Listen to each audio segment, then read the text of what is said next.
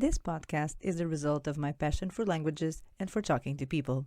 I have conversations with language professionals who are willing to share their experience. We focus on their work, but also on how their love for languages has shaped their personal lives. I'm Rita Prazeres Gonçalves, and I provide language services such as translation, localization, voiceover, and others in English and in Portuguese. I am also a language mentor for Portuguese speakers who are learning English and English speakers who are learning Portuguese. I am the language worker. Get in touch if you would like to know more about how I can help you with your projects. My email is rita@thelanguageworker.com. This podcast is also available as a videocast on YouTube.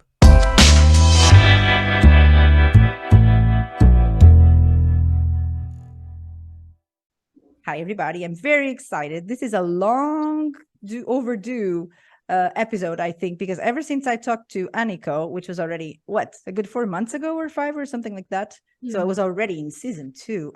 Now I go by seasons. And it's like it's a big deal. We already talked about the possibility of doing an episode about women in localization. So you're a part of Women in Localization UK, and this is why today finally it happened, because they've been super busy. They're going to tell us why. But the idea is to get to know a little bit of the history of the institution, let's call it that, or the group, and to understand what you do as a part of it and where it came from, or what it's doing now and what's going to do in the future. So this is the idea. So I will start inevitably by asking Aniko to present herself briefly, because we do have a whole episode. Then I'll put the link below, because I'm sure it's interesting. It was very relaxed and very nice. I'd say it was a really good one. So if you could please just introduce yourself briefly in case someone doesn't know who you are. Yeah, so my name is Aniko Petumorowski, and I'm a freelance translator by day, and I also very much enjoy volunteering. And one of my volunteering endeavors is with Women in Localization, the UK chapter. Mm-hmm. I've joined the organization, this specific chapter, about 3 years ago. I started in the social media team, and at the moment I'm the chapter manager of the team. So my task is to kind of hold everyone together and make sure that everything is done on time. Mm. So I'm sure you will have some questions about the organization as well. So maybe. Yes, so we will do it a little bit later after we know who we have here. Nancy, let's hear it. Okay, hello. I'm Nancy Pellini. I'm the marketing manager for the Women in Localization UK chapter. Mm-hmm. I work for Aqualab Group as a business development manager, but I've really held quite a few positions in the localization industry over the course of my career. I'm quite old. I'm a 60 plus person, so my experience in localization extends, to 30 plus years anyway. Mm-hmm. Wow. But so I joined the Women in Localization UK chapter a couple of years ago, and not too long after, a position came open and for marketing manager, and I applied, and I'm so delighted that they have included me in this organization and in the team, because it's been just a wonderful and delightful experience for me. My role is, my primary role, I think, is at the moment is pulling together all the information from our teams to compile the newsletter and send that out monthly. I also help with the marketing strategy for the chapter. I work really closely with the social media team. Mm-hmm. But when I joined, this was functioning so well that there was really not an awful lot for me to do in that respect in terms of strategy, but just working with the team and supporting them in any way I can. And again, pulling together all of the information that we have on events that we've had and events that are upcoming, and making sure that information gets out to our member base. Mm-hmm. So that's my role. Well, sounds great, and a lot of work, even if you say that everything is very organized, but I believe you, but still. I really enjoy it. Yeah. So Sarah? Is it Sarah, Italian? yeah. Exactly. Yeah. Hello, everyone. Yeah. So my name is Sara Fazzoli. I'm an Italian translator and subtitler. And in Women in Localization UK, I am one of the social media manager together with Melissa. So what we do is we prepare social media content, particularly on LinkedIn. But we also have an Instagram account, which is fairly new, but it's really nice. When we are at events, for example, we do stories and videos. So it's really cool. And yeah, I joined Women in Localization over a year ago now. And yeah, I've also enjoyed my role a lot because it's very creative, you know, writing, and we create the graphics as well on Canva. So that's really nice. I think me and Melissa, we enjoy that the most. And yeah, I'll hand it over to Melissa maybe because we share the role, so she can tell a bit more. I see. You're kind of a pair, but let's hear it from Melissa. I already asked her if she was in any possible capacity related to Marina Ilari from Terra Translation. Of course, she's her sister, so we've already cleared that. So she is like a heritage language professional, right? Is that the case, Melissa? Yes, that's a great way to introduce it. Yes, you could say I've been in the translation industry since I was born, I guess, because my mom has worked as a translator since, and she started the company. Now then my sister became the CEO, and I worked with her as a business development manager. I was an account manager for 5 years. So that's more or less like my experience. Now I'm in the business development manager on the Terra Localization side, which is specialized in video game translation. And we also have a podcast / videocast called Open World, where we talk about video game localization, interview different localization directors from video game developers and publishers and stuff like that, which is something I really enjoy. And of course, since I joined Women in Localization was about 10-11 months ago. So after Sarah, and love sharing the team with her. Everyone in the team, honestly, like we do so many events. It's really, really, really cool. And I also, for some reason, really liked graphic design. Ever since I was in high school, so I was like, you want to do mine? Perfect, like combining a lot of things I like to do. So yeah. Wow, that sounds very exciting if you enjoy that kind of activity. I have to say that it's such a painful moment in my life when I have to do my graphics, because I do everything myself, obviously, as you can tell by how basic everything is. But hey, this is what I can do. So I already know who to go for if I need any help with that. So at least I sometimes think, oh my God, I'm so boring, but I cannot do any better than this. So I mean, I end up always going back and forth with the same images. So now I know who to call if I'm in trouble. So about Women in Localization, I'm sure that Aniko, you girls know how this whole you call it institution or group or organization. Okay, that sounds good. So do you know how it came about with the early beginnings, how the first chapter, I guess that's what you call it, was created and all of that? So just a few words about that. So everything started in the US, and it was 2008. So actually this year is a big year for the global organization because it's the 15th anniversary. So there were lots of celebrations all over the globe. We also did our local celebration here in the UK. So it started in 2008. And basically the idea is to kind of foster an advancement of women and in general the localization industry and women in the localization industry.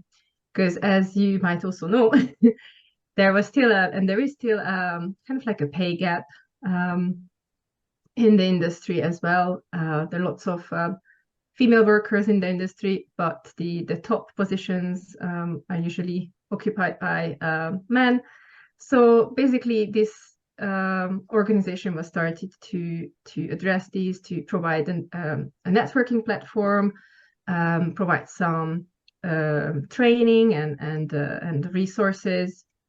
And even though it says women in the title, it's not just for women. So anyone who who feels like this mission is important to them can join, and we have all kinds of members. So it's not only for women.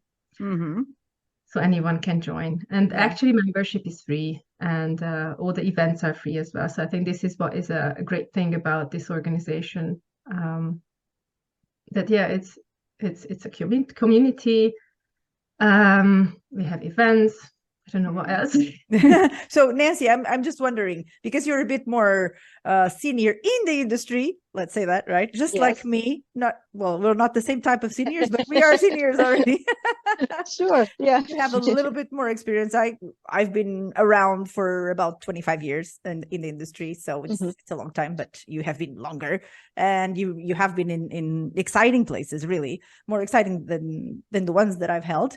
So I'm wondering, you having such an exciting position in a company right now, and you've had in other companies before. So by the way, everybody, I just found out that Nancy and I were co-workers for a long period. And I didn't know. So because it was a big company, right? So we worked together in what is now Accolade. So we joined many years ago. And so that means that even before the companies joined forces and all of that. So, but there was a period when we were co-workers, and it was quite a long period, probably 4 or 5 years at least. But we didn't know each other. So that was pretty sad. I wish I had known all of this before. But no. Me as well. Oh yeah. Do you feel like you have like a bit of a mentorship role for these younger generation of women? I don't like talking about younger generation because it's like I do a lot of things that people are now doing in their 20s, but because I've only found out about these opportunities or situations that I've only done them now. So it's not necessarily generation, but let's talk about in terms of time that they have been in the industry. I guess this is the fair way to put it, because I have a lot of friends who started in the industry in their 40s, in their 50s, which is totally normal. So it's not fair to talk about a generation somewhat, but generation as professionals, right? Not as their age or people. But how has it been for you to be surrounded by people who are getting started in the industry, who have joined the organization? Also, I'm sure looking for some support, some knowledge, and all of that. So how has that been for you? Well, yeah, that's a really interesting question, and that is probably what led me to want to join the organization and be a part of the team, because I felt like I did have quite a body of experience that I could bring to the table. And I think my first communication with the UK chapter manager was with respect to mentorship. I was interested there, that I'd seen some information come out on LinkedIn that, you know, there were mentorship opportunities with women in localization. So I got in touch. And then the position came open on the management team. It wasn't in mentorship, it was in marketing, which I have to say that I've really enjoyed, because as Sarah and Melissa have said, from social media, the social media side, it's very creative, and I really love that part of it. But in terms of mentorship, I feel like, yes, I can add a lot, but I'm just learning so much from these younger ladies. They come from, you know, very varied backgrounds, and it's just been great for me to learn more about social media, for example, that maybe is something that I'm having to catch up on, we all do in recent years. So, you know, I'm learning as much as I'm able to contribute, I should say. But yeah, mentorship is kind of a big thing for me these days. I have a daughter who is actually now working in the localization industry. So of course, you know, I feel like I'm mentoring. We have to have her for the heritage reunion with Melissa. Yes. So and Women in Localization has a great mentorship program. You know, we have a mentorship platform that's free to members as well. I've joined that, and I'm participating in that. So yes, that was really a key factor in me joining and becoming more active in Women in Localization, because I wanted to be able to share my experience, and I'm really grateful for the opportunity to do that. So yeah. Yeah, sounds great. That's what I thought. I mean, I understand that people like us who have been doing this for a long time and enjoy doing it so much. I mean, I always say, I love doing it, but I love talking about it a lot more. Yes. So I understand that that we feel like we also have, it's like a give back to the community kind of thing, because things have evolved in such a way. And I guess it's good for everybody to have also a vision of the history on how things have developed, at least in the last 30 or 40 years, because it's been, huge. But if you've only arrived recently, you might have the picture that things are a bit more complicated than sometimes they are. But talking about complicated things, well, I guess for Nancy and I, social media is kind of a bit more of a less natural kind of a realm of events. But I guess for you, and there's a reason I'm sure that both of you are involved in the organization in the way that you are. So were you, Sarah, already, or Sarah, I don't like to say Sarah because it's Sarah, right? It's the right way to say it, or it's an approximate. Sarah. No, Sarah. Yeah. We say like Portuguese Sarah, so it's between one and the other, right? In Italian, we roll the R a lot, so Sarah, r. And that's my daughter's name as well. So exactly, she's Italian. Okay, I have a lot of friends called Sarah, and I love them all. So it's an important name for me. So were you already very involved on? I will mention LinkedIn a lot, obviously, because it's where I spent most of my time. Even if now I have created an Instagram profile, and I actually enjoy, because of course I like posting a lot of videos. Narcissist here, and so I am now going also in that direction. But definitely my first thing to do is to publish or to post on LinkedIn, and then go take care of everything else, right? So were you already very familiar with the ins and outs of posting on social media? Were you already working in these specific networks? Were you somewhere else? Were you more a Facebook person? I guess not. No. Just kidding.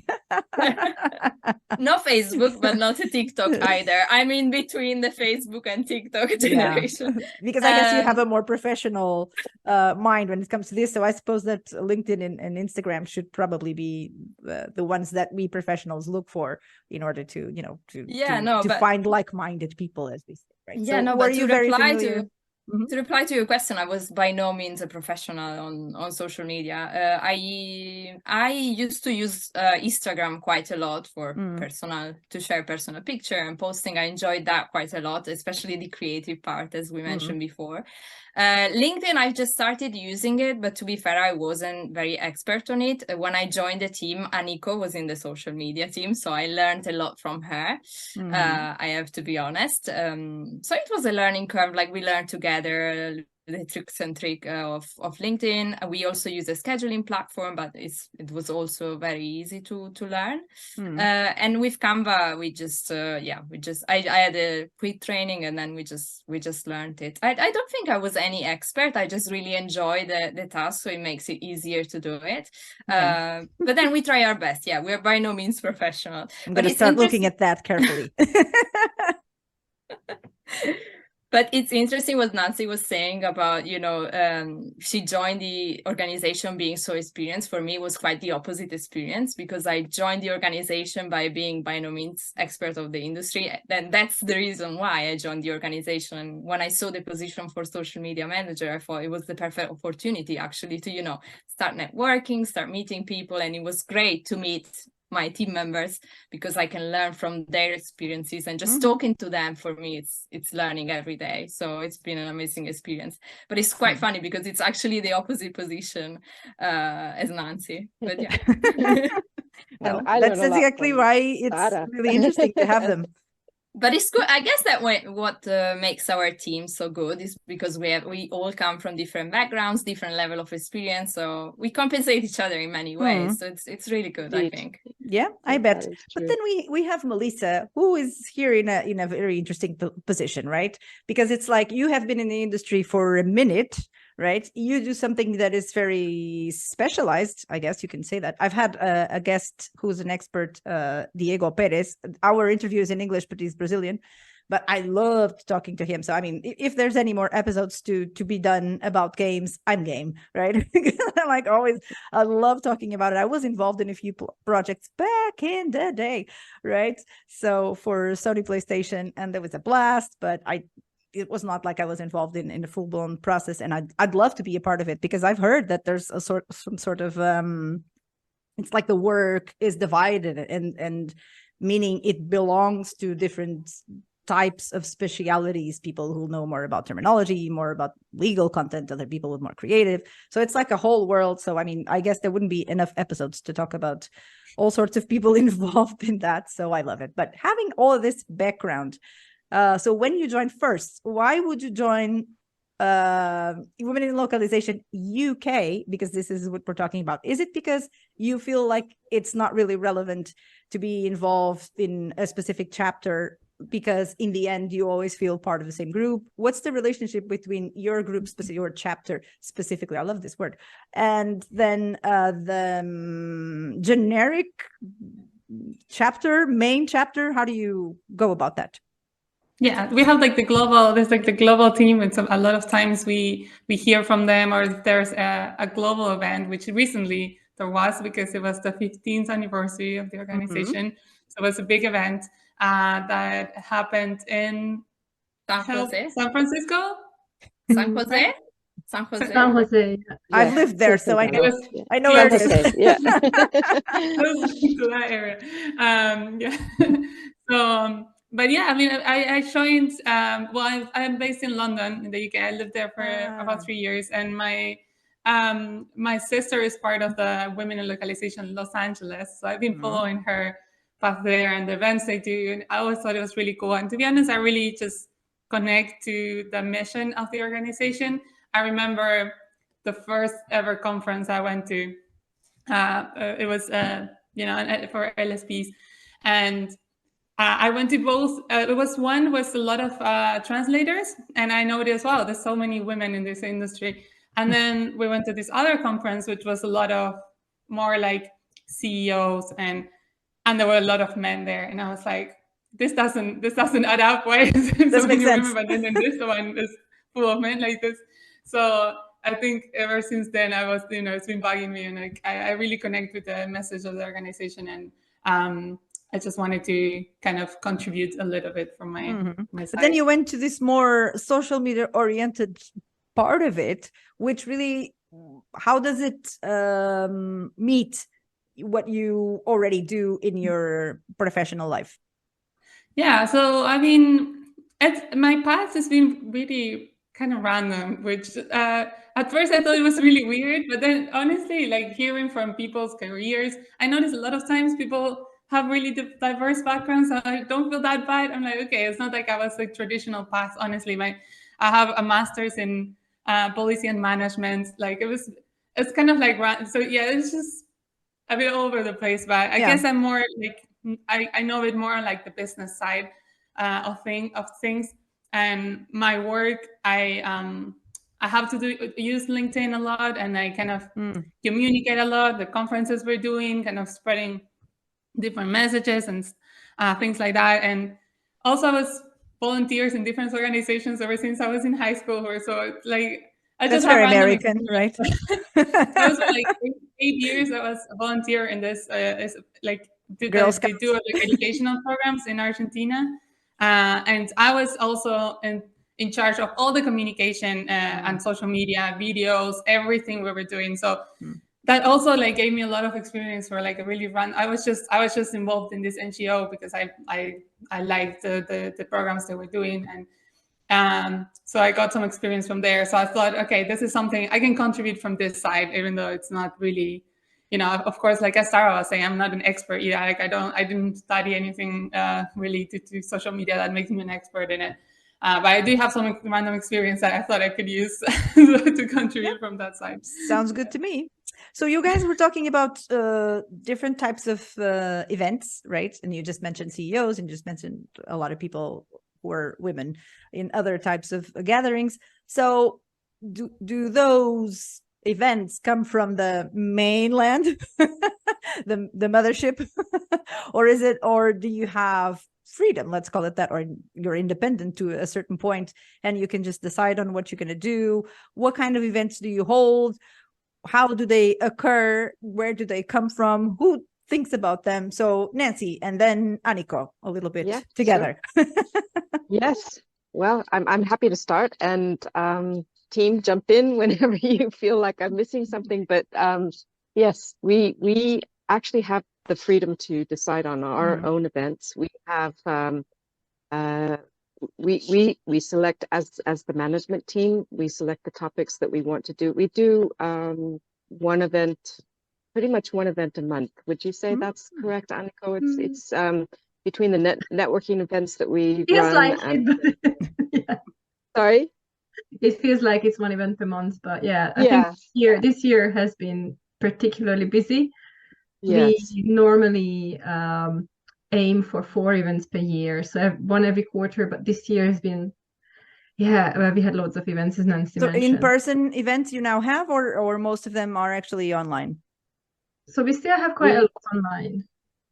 Yes, yeah. Trying to return. We do kind of a combination, and we're also experimenting with hybrid events. So we'll have a group in person, and then we also record the event and stream it. So we've had a couple of events like that this year. But yeah, it's kind of a combination of both. So what's the main goal? Is the idea to, because you mentioned CEOs, and I suppose they're not all a part of Women in Localization. So, well, I'm just stuck in with the idea with the CEOs for me to have examples on what kind of events you might do, right? But then, so what's the idea of those quarterly events that you hold as your main events, I suppose? And then the smaller events that you do, are they like subject to a theme, to a group of people? Are they generic? Are there with a chapter? Is it by subject? How do you handle that, Anniko? So basically this year we did something different. Normally we would just come together and look at our membership. We have some information about whether they are freelancers. We have some freelancers, we have project managers, we have some people in senior roles amongst our members. So it's really a diverse group of people. So we need to find something that anyone or everyone would find interesting and useful as well. So this year what we did is we did a poll on social media with some topics that we thought would be interesting. And we basically went by that poll, the results of that poll, that, okay, people want to hear about transcreation. So we had actually not 1 but 2 events on transcreation. And we had an event on SEO. That's quite a popular topic now. I answered those polls. I remember that. You see? I have. Yeah. Yeah, so we listened. Yeah, so we looked at the results and we said that, okay, we are going to do these events this year. And so we do listen to our members. And at the moment we're actually preparing one event for those who are just entering the industry. So either because they are fresh out of university, or they are changing roles, or fresh out of anything, fresh out of anything else. Like if they've been in another industry but they want to like enter the localization industry. So it will be an in-person event only in London this Friday, in collaboration with the university, UCL. So that will be mostly for students actually, and some other. So just looking at the bookings of who booked, it's like half of people who are just switching roles and people who are still studying and preparing for their entry to the industry. And then we are also planning an event on AI, because that's also a very hot popular, topic. a hot topic. So for the last event of the year, we are planning an AI focused event. So the date, we have the date, 8th of December, and we are still 8th. 8th, yeah. So we are still heard it here first. Yes. Yeah, so we haven't even sent out the save the so yeah, it's a new. spoiler. It's a spoiler. Don't worry, it will go out today, so it's fresh. Everything is fresh here. All information will be accurate. Yeah, so please, yeah, just keep an eye on our social. We will. Yeah, yeah. So we are still finishing organizing that event, but then we are also looking ahead already for next year, because next year is a very special year for our chapter. because our chapter was started in December 2014. So it will be the 10th anniversary of the chapter itself. So please expect some huge things. So many spoilers. Maybe another podcast, maybe another podcast episode. I was listening. That's what I say to everybody. So speaking of people who are starting fresh, etc., right? So Sara, when you go to these events, are you like someone who tries to attend as much as possible? Are you super busy so you don't really have the time? How is it for you? And when you do attend, what have you been attending throughout this year? And how do you feel about it? So some feedback, if you have any negative feedback, that's welcome too. No negative feedback. I think I've actually attended all the events this year from the UK chapter. There you go. Right. Yeah. And so what have they been really? I mean, the ones you can remember from the top of your head, not going to your agenda. So going back in time. So basically we did one in September. Long ago. No, I'm going backwards. So the one in September was about audiovisual translation, which was basically my field, and it was really interesting because we learned about audio description, neural machine translation, how is it implemented in the audiovisual translation industry, AI dubbing and things like that. The one before was we also had some networking event in the summer with our partner, which is the Association of Translation Companies. So we do some networking events locally. Another event was the SEO. So we learned, as Aniko said, we learned a little bit about this practice, how to specialize in that field if someone wants to. So we try also in our event to have, for example, one freelancer, someone who works in-house. So we have different perspective in every event. And we try to share like tips on how to get involved in this role, how to succeed, or what can be the challenges in this field. What else? The first event was... Help me here. You just mentioned it, Aniko. The first one this year. We did transcreation. Transcreation. There you go. How could I forget that? Yeah. Transcreation atelier. That was a huge success actually, because we had so many people signing up. Over 300 people signed up for that event online, which was, I think, our all-time records for the UK chapter. So these were the events in the UK. Because I need to join. I see that now. It's a no-brainer. You have to join. Yes, for sure. So how do you feel about participating in all these things, and how has it broadened your horizons as you know what? Yeah, you know what? It's great to learn a little bit how to network, because I guess when you're new in the industry, you are a bit shy. Me as a person as well, I'm a little bit shy. So you add to that that you're new, so you don't really know what to do. So it's good to go out, and it's a very positive environment, the one of women in localization. So it's kind of reassuring that it's okay, you just go there, talk to people, and it's really important to expand your network when you're starting out, because you really need to meet the people who work in the industry, to talk to them, ask about what they do, and learn from them. So that's if I might say so, Nancy, correct me if I'm wrong. That's, I guess, one of the things that has changed the most in the industry, right? Or any other industry, I suppose, because back in the day, I guess that it was a bit like there were no social media outlets for any of this to happen. So your contact with companies was very different. It was much more of a one-on-one situation. You would just approach companies and have no idea on what was going on and what really happened inside the company or anything like that, right? So we had this completely different Yes. So this is like a new way of approaching.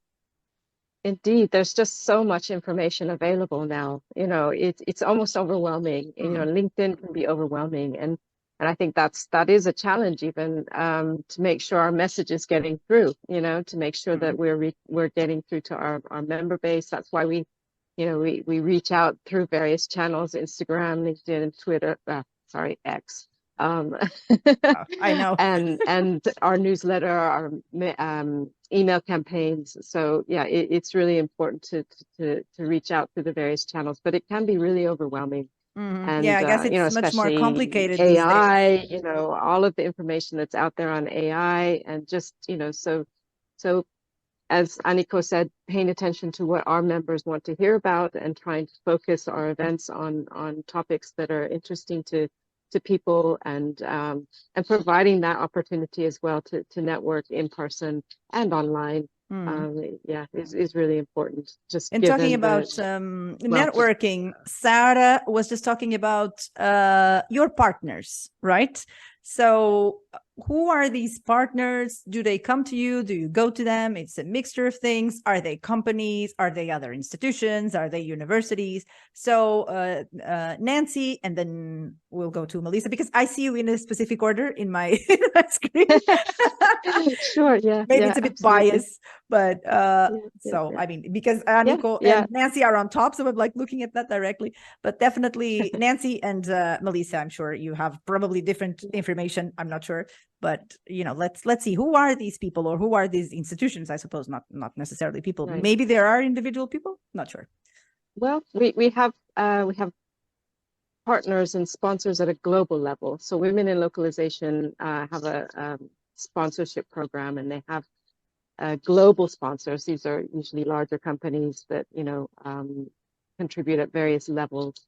Locally, we are always looking for sponsors for our events, for example, companies that will maybe sponsor a venue for us to host. Not necessarily in the industry, but things that can be logistics, for example.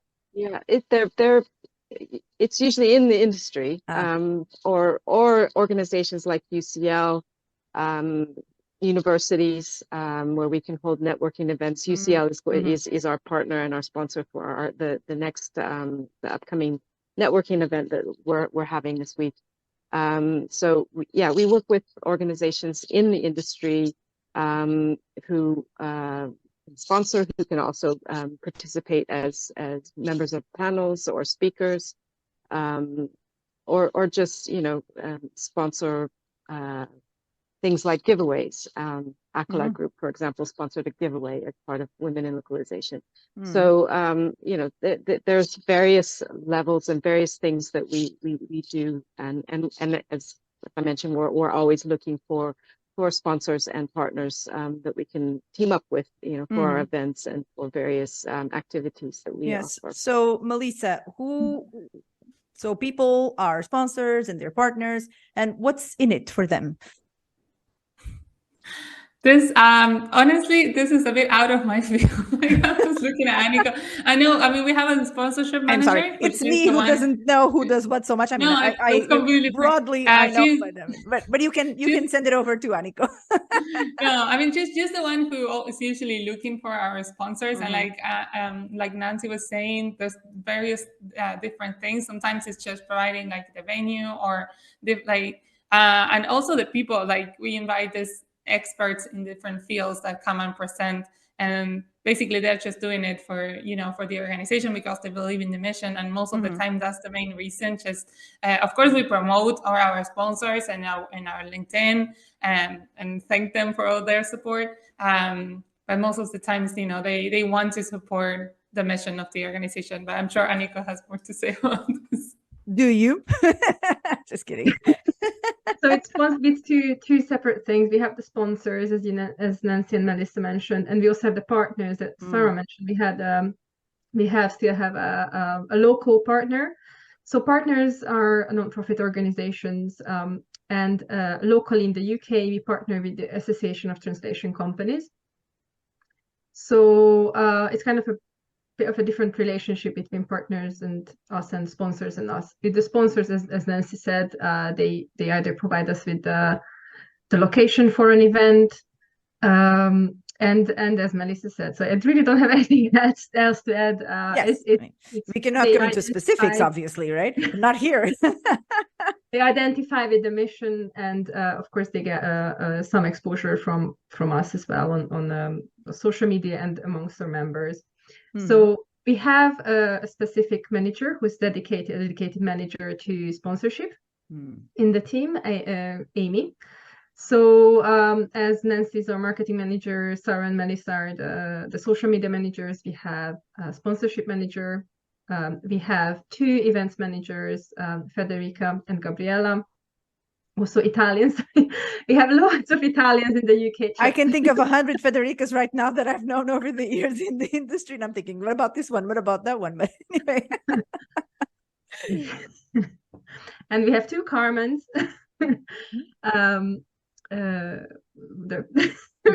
I guess I should join for some variety, right? Yeah, we don't have any Portuguese members yet This is going to change. Management team, yeah. Yes, in the management team, of course. So so we have Carmen looking after education and mentorship.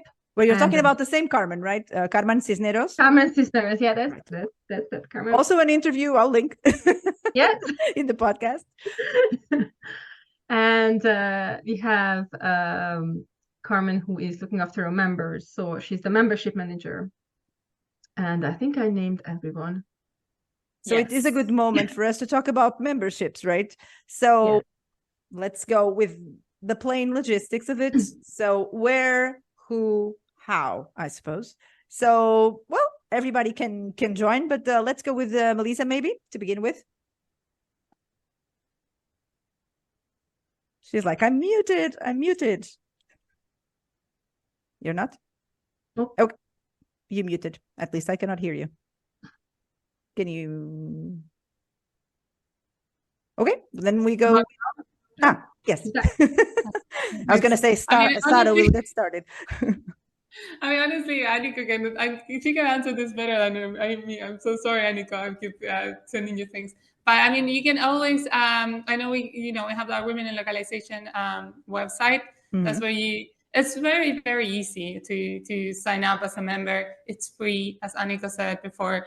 So, you basically you should do it. There's nothing to this. You just have benefits, right? We will all do it. So, but should it be in the main Women in Localization website, or do you even have a specific one for your chapter and there's a main one for a general thing, or it's everything in the general one and then you have your respective areas? I have no idea. So how does that go, Sara? Yes, so the website is general, so it's Women in Localization. We can maybe share it afterwards with the link. Yes, we will share everything. Yes. We'll share all the links and everything. Anything you want. So, yes, the website is general, but when you sign up, you choose the chapter. You can choose 2 chapters, basically. So if you're based in the UK, obviously choose the UK chapter. For example, then I'm Italian, so I choose as my second chapter the Italian one. So the good thing, the good thing about it is that you can join the event of both chapters. So it's really a good opportunity if you are across 2 countries. It's really good. You can join events everywhere. And other benefits are that you get recording from all over the world. So all the chapters around the world and the global events as well. So there are global events and local events in all the 28 chapters that we have. So yeah, signing up is very, very quick. You just go online, sign the form, and you get access to our benefits immediately. So you guys will send me all the relevant links, but just before we go, let's talk about the upcoming events, because Aniko was talking about it. But that was already probably half an hour ago, so we don't know anymore. So let's make it clear the things that we still have going on for this year that you guys are aware of and can remember right now. And then we'll put all the links that are related to that down there, so that we can, everybody can join, or everybody can do whatever they want with the information. But of course, you guys are relevant for us in the industry. So I guess it's just to everybody's benefit to be a part of it. So Aniko, let's make it clear what's coming next. So within the chapter is 24th of November. It's quite short notice. It might already be in the past when the podcast is out, but basically it's about no, it's going to be in the present. Okay, so yeah, 24th of November in London, in person. It's a networking, and also we have 2 HR professionals, HR experts who are experts within the localization industry. Wow. Who will talk to us about entering the industry, and then there will be networking. And then on the 8th of December, we will have an AI-focused online event. So even if you're not based in the UK, you can sign up. And actually, that's true for any event. So even if you are not based in the country, you are not a member of that particular chapter, you can always join the online event. So you don't have to be the member of that specific chapter. And in terms of what the global organization, the other chapters have in store for this year, quite a lot. I keep seeing on LinkedIn as well that the other chapters are recommending their final events of the year as well. So I think it's going to be a busy period. Mm-hmm. I just attended an event in Utah, in fact, in the Utah chapter. So that is one of the benefits. You can, no matter where you are, there's always things going on, and it's great to meet up with people in other chapters as well. Yeah. So, yeah. Well, I guess I'm going to have to join, maybe not on the 24th because I have 2 podcast recordings. But I'll try to see what works, because now I'm very curious and I think it's something that I would also benefit from attending. So I'll check my schedule again. But you know how it is. My episodes can go a little bit. And now that I have 2 podcasts, it's even worse. So we'll see. But definitely try to be there, because I think it would be such a great opportunity for getting to know more of you and also doing some networking of my own. So any final words, anybody? Or are we all set with Aniko is like, I am tired of talking about dates and things already.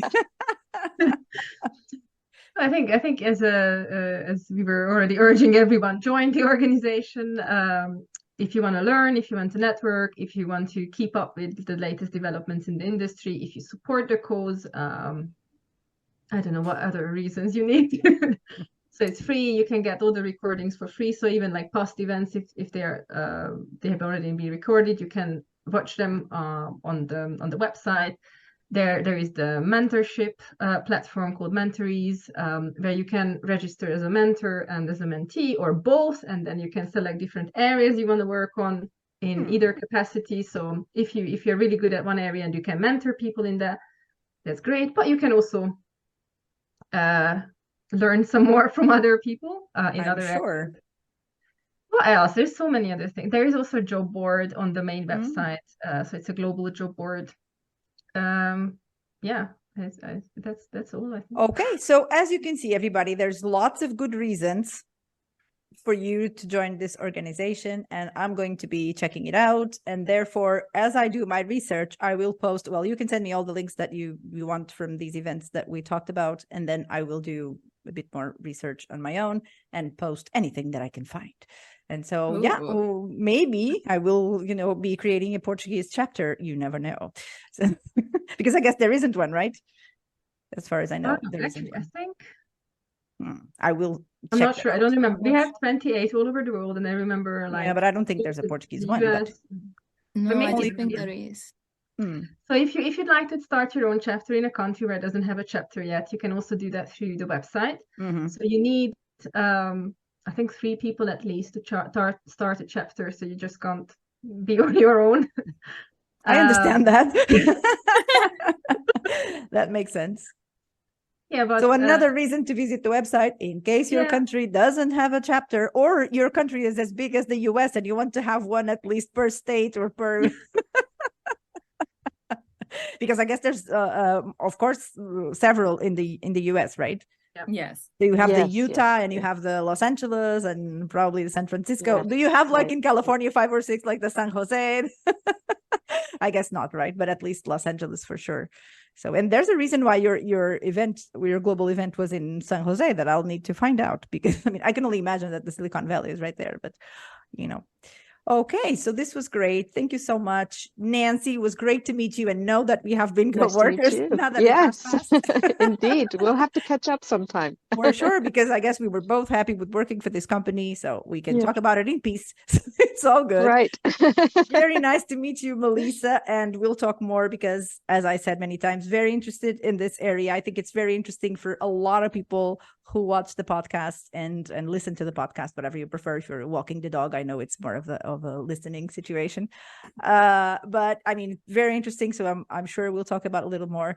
Sara, you're so interested and so bubbly, and you're one of my people. I believe you say you're shy, but I just cannot believe you because I can spot a non-shy person when I see one, right? I hide it away. And I have a final message though. Yeah, okay, follow us on social media, please. Follow us on LinkedIn. Yes, For sure. We're all going to do that. And tomorrow, when the post comes out, so the episode will come out tomorrow as I'm speaking today. And all of these things will be available. And I'll do a post on LinkedIn. That would be first priority of the morning. And then by the afternoon, you'll have a bunch of new people joining.